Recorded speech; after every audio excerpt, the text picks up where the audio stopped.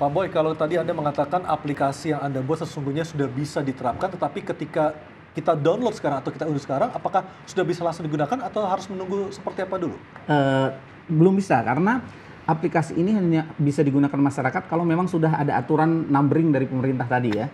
Jadi pemerintah memang dalam hal ini sebagai regulator harus mengeluarkan aturan numbering sehingga nanti semua produsen atau importir harusnya Mendaftar di register situ. obatnya sesuai dengan numbering yang diatur oleh pemerintah ya. Dan dari situlah baru masyarakat bisa menggunakannya. Betul. Baik, Pak Adip, kalau dari sisi seorang dokter, apakah aplikasi ini sangat mungkin untuk digunakan? Saya kira ini concern memang buat kami. Artinya di Ikatan Dokter Indonesia pun saat ini kita lebih banyak mengembangkan tentang IT ya. Tentang sistem pendidikan kedokteran berkelanjutan pun kita mengembangkan dengan IT. Artinya dalam konteks pendidikan, dalam konteks pelayanan tentunya hal-hal seperti ini ya. Saya kira kalau itu memang bisa dilakukan akan sangat membantu buat kami dalam hal untuk security di dalam proses pelayanan kami. Karena maupun perlindungan profesi, Pak. perlindungan profesi.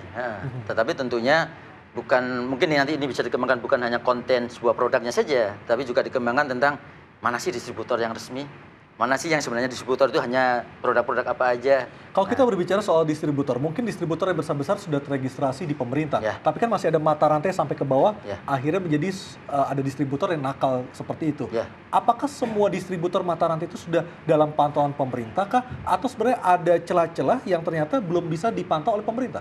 Ya kan proses kalau kita bicara ada legal ada ilegal ya. Tentunya ini menjadi tanggung jawab pemerintah untuk kemudian menertibkan terhadap hal ini. Artinya kalau kita bicara mata rantai mulai PPF ke distributor, nanti ada namanya toko obat, apotek apa yang resmi kan kita kadang-kadang tidak tahu. Masyarakat pun kadang-kadang tidak tahu. Prinsip yang akan dilakukan oleh masyarakat adalah dia ingin menjangkau secara langsung terhadap kebutuhan obat namanya. Kalau bisa harga murah lebih bagus. Gitu.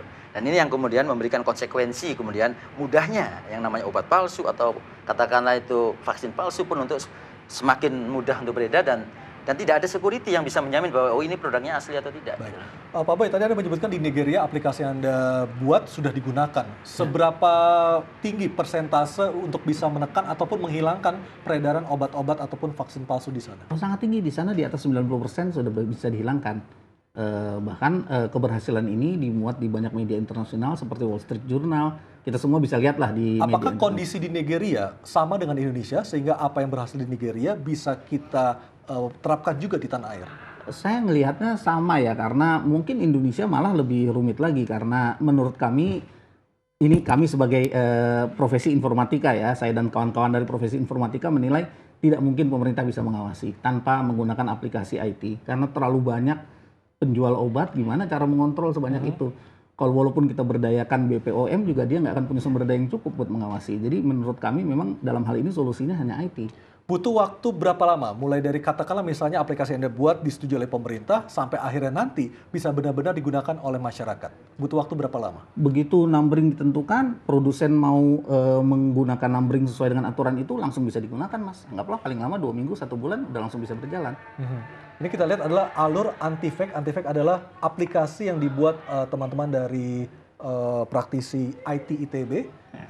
Ini adalah alurnya seperti ini, Pak Boy, seperti yang kita lihat di layar bersama ini ya. Iya, jadi di situ digambarkan produsen kalau mau menjual obatnya ke masyarakat harus meregister dulu numberingnya. Saya rasa ini juga win-win untuk semua ya. Pemerintah diuntungkan sehingga pemerintah tahu obat yang beredar di masyarakat. Produsen juga harusnya jadi diuntungkan karena dia tahu kemana obat dia, artinya distributor kemana mengalir obatnya. Konsumen juga tentu diuntungkan. Berarti dalam hal ini tinggal memastikan bagaimana produsen tersebut patuh dengan aturan ini supaya produk mereka terregistrasi di aplikasi yang Anda buat. Iya, menurut kami kalau aturan ini diterapkan pasti produsen akan patuh karena kalau nggak konsumen atau dokter nggak ada yang mau menggunakan kan.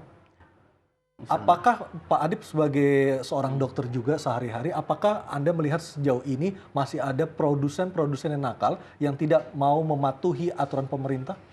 Ya, artinya kita mempunyai daftar, katakanlah namanya kita ingin menggunakan sebuah obat. Betul. Atau katakanlah alat kesehatan. Kita mempunyai daftar yang kemudian apakah ini terregister atau tidak. Karena itu menjadi dasar sebenarnya. Jadi ada red list-nya gitu Pak ya? Red list. Nah, itu yang kemudian tentunya nanti itu akan bukan masuk ke kita gitu loh. Akan masuk ke dalam sebuah proses di dalam, kalau kita bekerja di rumah sakit, ke manajemen rumah sakit. Prosesnya kemudian melalui sebuah instalasi farmasi. Nah, nanti disitulah kemudian ada proses-proses terkait dengan pengawasan dalam artian apakah ini distributor resmi. Itu dalam konteks alur yang sekarang. Ya. Tapi dalam konteks yang lain yang seperti yang disampaikan oleh Pak Boy tadi, tentunya kita harapkan sebagai user kita bisa juga melakukan sebuah proses pengawasan internal juga dengan melihat apakah ini benar atau tidak. Sebagai masyarakat pun juga bisa. Ada beberapa yang sebenarnya kalau kita lihat ada yang sudah dicoba dikembangkan, tapi yang sepanjang saya tahu dalam bentuk alat kesehatan. Nah, tetapi dalam kaitannya dengan yang lain obat vaksin, karena memang ini mungkin dalam jumlah yang besar, karena Indonesia adalah bangsa yang sangat besar kalau kita bicara tentang kebutuhan tentang obat untuk di masyarakat Indonesia. Pak Adip, apakah di dalam pendidikan seorang dokter, apakah juga diajarkan bagaimana adakah sebuah ilmu yang bisa membedakan obat ini palsu, obat ini tidak palsu? Adakah ilmu yang bisa di-sharing kepada pasien, kepada masyarakat, Pak Adip? Dalam konteks kompetensi kita tidak. Kita hanya sampai dalam proses bagaimana membuat sediaan. Ya, apakah itu dalam bentuk puyer atau katakanlah bentuk kapsul atau katakanlah dalam bentuk sebuah salep umumnya. Itu di dalam farmakologi klinik atau farmasi klinik pada saat kita belajar gitu. Tetapi kemudian tentang isi dan sebagainya, terus bagaimana kita menilai, itu bukan dalam ranah kompetensi seorang dokter.